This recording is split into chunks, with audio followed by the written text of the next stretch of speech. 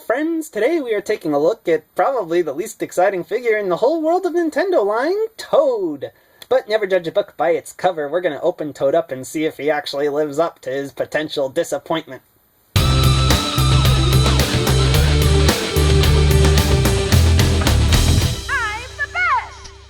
With Toad out of the box, there's not much to say about his sculpt. It looks like Toad, what more can you say? He's got these hands sculpted in a little, bent outward position, as if he's building up power while he's running, like in Mario 3. And they sculpted the line on his diaper, the line on his jacket, even the eyes are raised sculpted details. The only thing that's not a sculpted detail are these spots on his hat, but I don't think they should be. Is this a hat? Or is this a mushroom? I think he's got, fungus growing out of his head. Either way, the paint on the spots is clean. And the paint on the rest of the figure is pretty clean. There's not much to say about the paint. They did a good job with it. The articulation, he's got a swivel head and hinge and swivel shoulders, so there's only 3 points of articulation. He's a pretty simple figure. Toad's packaging was really standard. It's the same old Mario series packaging we've always seen, and I miss those mystery box accessories. It's funny, up here they call him Red Toad, when of course back in the day his name was just Toad. It's a pretty weird name.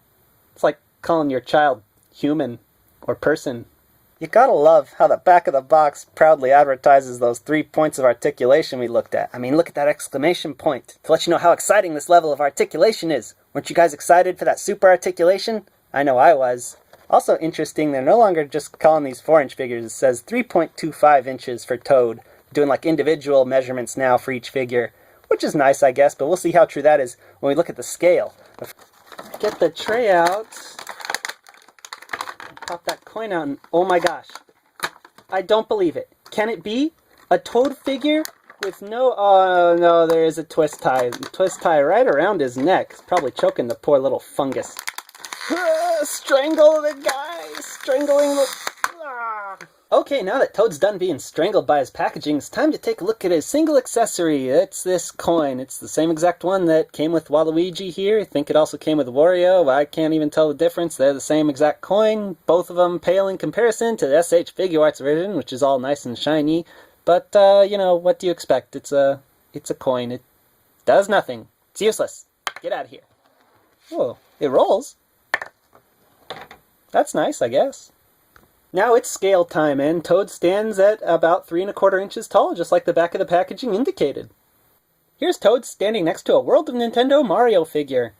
And Luigi, and Yoshi, and Princess Peach, and Waluigi, and Wario, and Bowser, and then Cat Mario! So Toad fit in pretty well with all those Mario series figures that you saw, but the interesting comparisons to make are between this old Banpresto Toad and the World of Nintendo Blue Toad, which came out earlier. The Blue Toad has the same exact sculpt and articulation as the new Toad figure.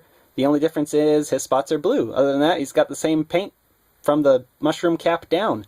The Banpresto Toad is a much weaker figure, if you ask me. First of all, he's hollow, so he feels kind of cheap. But that also means his head spins around really easily. The new Toad has a much firmer neck joint, of course, and he has those hinges on his arms. The old Toad just had swivels at his arms, which are very pink, so they don't match his skin as well as the other one. And also, this old Toad is way too tall. If you compare him to the vast majority of Mario figures that are out there, he's almost as tall as them. The new Toad's got a better scale, better paint, better articulation. He's an improvement all around. Yay! For another size comparison, let's put Toad next to Batman and Spider-Man so you can get an idea of how big he is next to 6-inch scale figures. And finally, here he is with the rest of Series 2-2, which has been a really great series in terms of character selection if you ask me. And don't worry, Slippy's review should be coming up very shortly. So Toad is a very difficult figure to recommend because he's so simple, and his accessory is such a waste of plastic that it's very easy to feel you don't get your money's worth with this figure. But at the same time, he looks really good next to all the Mario figures, and he's technically the best Toad figure ever made, unless SH Figuarts decides they want to make one. So I can recommend him if you have a bunch of Mario figures, but if you don't, definitely don't start your collection with this guy, because even though he's not as disappointing as I was worried he was going to be, he's just an okay figure at the end of the day. Well, peace out, YouTube.